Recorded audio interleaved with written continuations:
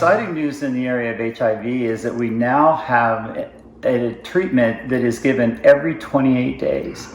It is an injection. There are actually 2 injections, one for each hip, but it's only given every 28 days. Patients will need to come to the doctor's office to receive this treatment. It's been shown to be at least 93% effective in its clinical trials, which is an awesome experience compared to what we had when we first started HIV care. This amazing new treatment is available and many insurance companies are already covering it. Talk to your healthcare provider about the new regimen called Cabenuva. Something we learned years ago when we first started treating patients with HIV medication is once the viral load went below a certain level, the virus would not spread from the infected individual to the one who was not infected.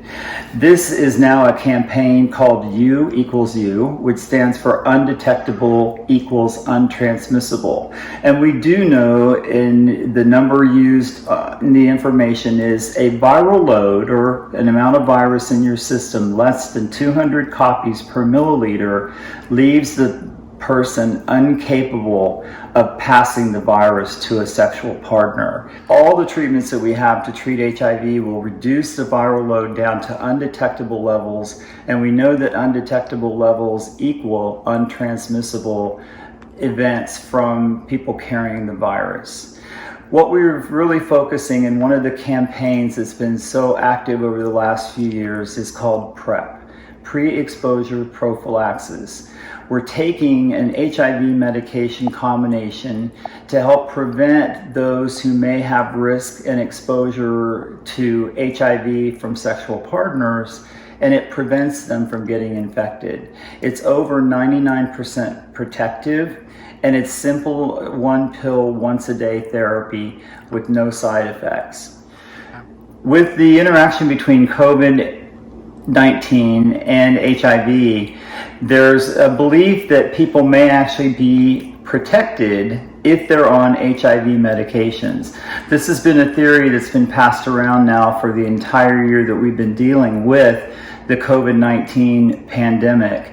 There are people who are looking at the drugs, for example, that we use to treat PrEP as being protective. There is a study going on in Spain where they're actually looking at first line and first responders taking the drug Truvada, which is what we use for PrEP, to see if it would reduce the risk of getting infection, and if it doesn't induce the risk, would it decrease the intensity of the illness.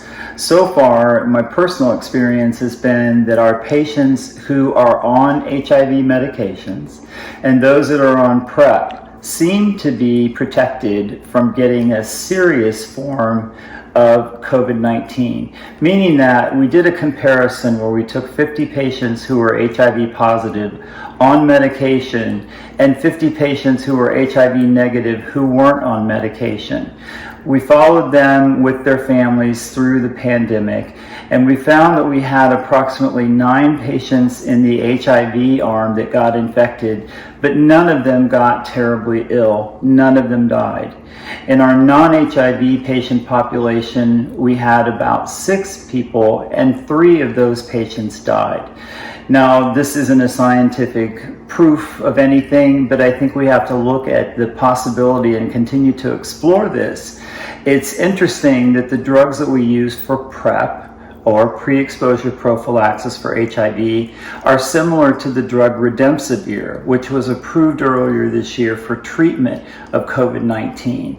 I think if you look at the comparison of the medications and how they work, you're going to find that this is a great opportunity for us to explore more about possibly preventing COVID-19, particularly in those who are reluctant to take the vaccine. But we know that COVID-19 has affected the landscape of the medical world all around the world.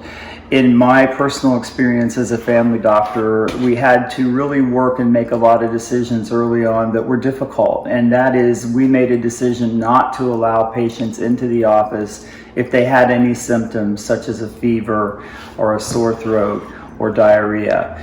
We had them go to a walk-in clinic, or we had access to testing, the rapid testing to prove that patients did not have COVID. But it was a challenge in trying to get patients to understand that we had to protect not only our clinic, but we had to protect all of the patients coming to our clinic. So it changed our behavior in how we look at anyone walking through the front door. And still, a year and a half later, we're still finding it difficult to easily invite someone into the practice if they have symptoms. We still follow the same protocol. When you think that we've had over 560,000 people die from this particular virus, just one virus, we need to do all we can to help prevent the spread of this virus. The vaccines have been incredibly effective, very well tolerated, and it looks as though they may be going to last. That will be the next question that we have to answer.